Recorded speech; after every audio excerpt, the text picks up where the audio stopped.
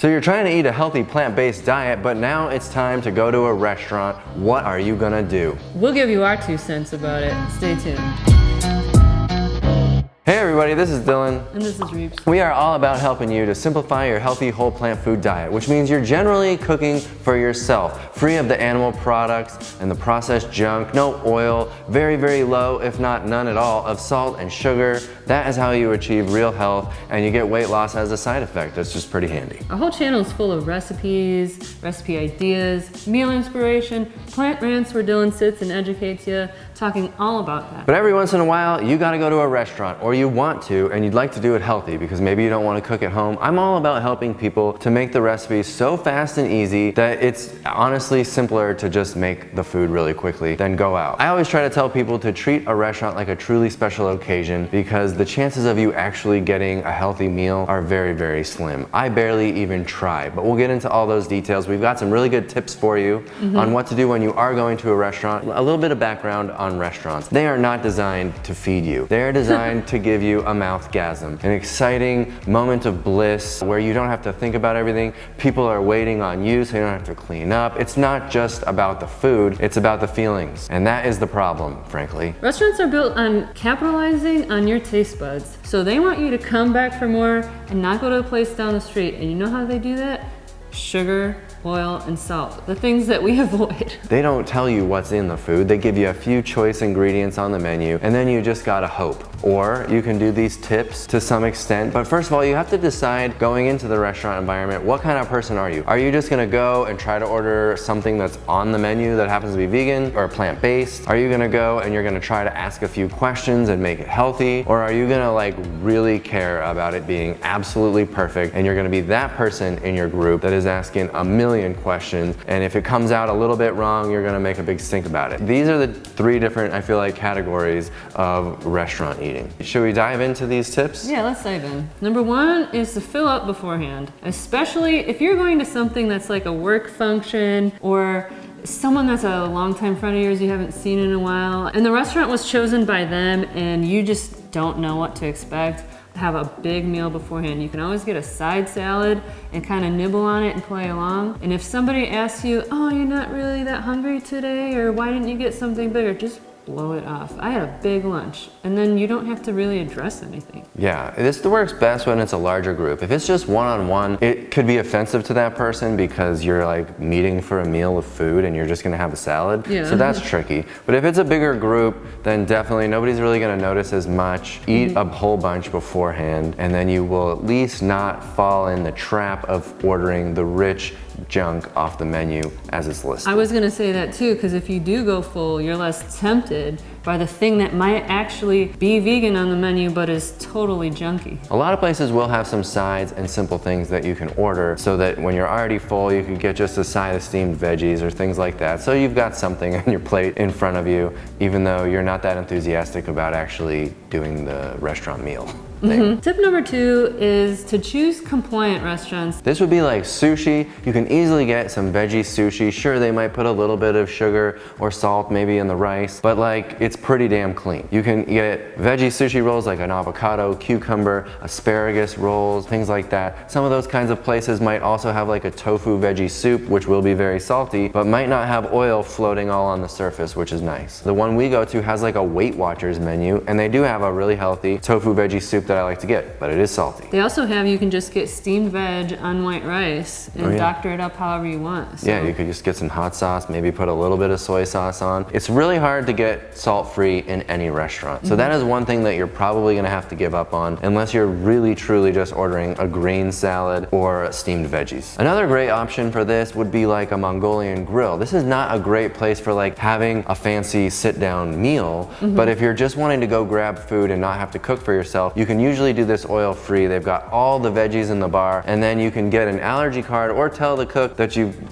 want them to clean the grill first, because it's usually covered with the remnants of meat and stuff like that. that. So they really need to clean that grill before you come up there and have your food cooked. That can be done oil-free pretty easily. Again, if you're using any of the soy sauces and stuff, usually quite a bit of salt added there. I've gone to a couple different types of these restaurants and they're usually pretty good about labeling which sauces have oil, but the thing you have to be careful about is the noodles are usually oily. So you would take the brown rice or the white rice on the side. They might have like the wheat noodles that are kind of dry that don't have the oil, but the rice noodles are almost always coated in oil, so that otherwise they would just stick together. So you're gonna get a fair amount of oil from that. Another good place would be a salad bar restaurant. Some grocery stores have nice salad bars. Sweet tomatoes used to be a thing, but it might be coming back. Like Sprouts has the sandwich bar where you can order a custom-made sandwich and get all the different veggies, and then you just gotta pick as healthy a bread as you can for a sandwich, and that's not a terrible option. But again, you shouldn't build this into your actual eating plan, in my opinion, because there's no way that you're gonna be as compliant as you think you're being. If you're trying to reverse a chronic illness, something like that, you really need to be pretty darn compliant with the way you're doing things, and that requires you to cook all the food yourself.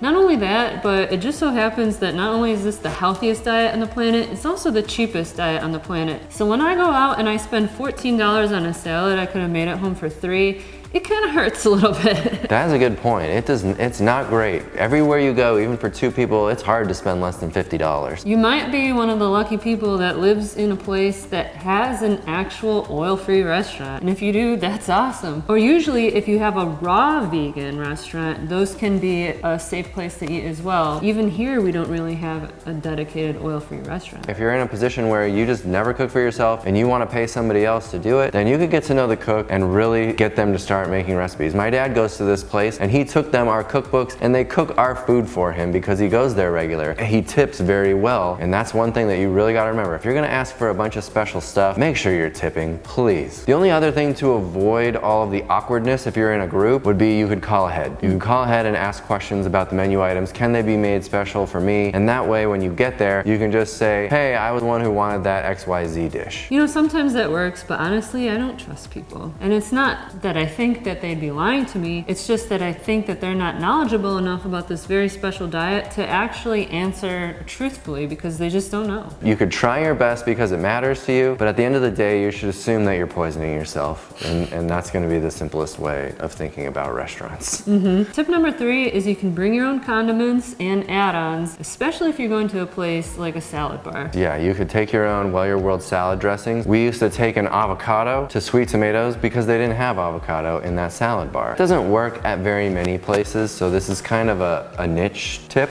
It is a good hack if you gotta do it. Tip number 4 is to stick to simple, especially if you've just found yourself at a restaurant, you didn't do the call ahead stuff, you're just there. What can I order? I would stick to the basics. Stick to the sides, stick to the steamed veggies, ask for a baked potato dry with nothing on it. You can't go wrong if you do things like that. In that way, it's at least fewer questions. You don't have to be like, is there dairy in this? Is there butter in that? Are there eggs in this? Because then the questions pile on. If you just go with the sides, really simple, maybe you only have to ask one follow-up question, or none if it straight up says steamed or baked potato. Then you just say baked potato dry. Keep it simple. That's the easiest way to go. And tip number 5 would be don't eat out. Just don't do it. Just pretend restaurants don't exist and don't do it. Or else go to the really simple places that are almost guaranteed to be healthy, especially if you're gonna do this with any kind of frequency. The best recommendation I have is to not eat out. And you will find that the longer you eat this way, making fast, simple meals with easy frozen veggies and other techniques that make cooking really fast and brainless so that you don't have to think about it, you're not going to desire going out to eat. It's pretty much gonna be something that you do to like cope with the desires of your extended family. Because other people are gonna want you to join them to eat out. And then you'll just do it because you wanna be chill. But you'll find, I think, over time that your desire to eat out becomes much less. Yeah, especially when you do go out to eat and you might have that cheat meal and then you just have that regret pit in your stomach afterwards. Why did I do this? I spent money that I didn't want to spend and now I feel bad. Now I gotta reset my taste buds and start all over. It's not worth it. It's not worth it. There are other things you could do instead. Go to a drive-in movie. movie if you got one. We love doing that, preparing our own food and going to the movie. It doesn't have to be a drive-in, it could be a picnic. Take the blanket on the grass, go to the park. It's really cheap. It's the same cost of what it would have cost you to eat at home. And now you can take some easy travel-y foods that you can put in a cooler or whatever and go have some fun. So you're saying center your social activities around things other than eating out or eating food at all, really. Take your own pimps. Potato in my pocket? Potato in my pocket to the movie theater, and you can sneak a bite. Go for a hike, go for a bike ride. Go to your local library and check out the free museum passes. Otherwise, if you're in a healthy spot,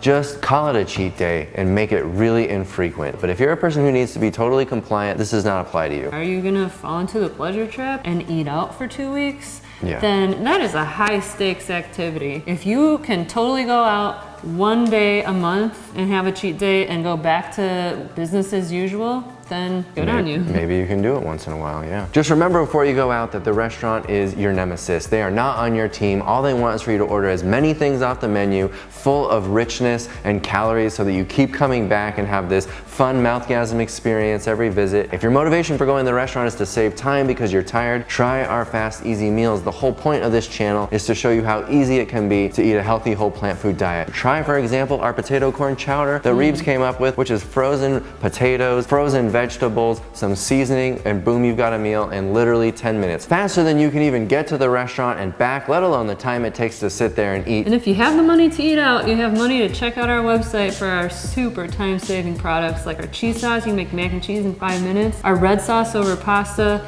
and tons of others. One of Reeves' favorite meals. Thanks for watching this video. Watch more like this one right here, and we'll see you on the next one.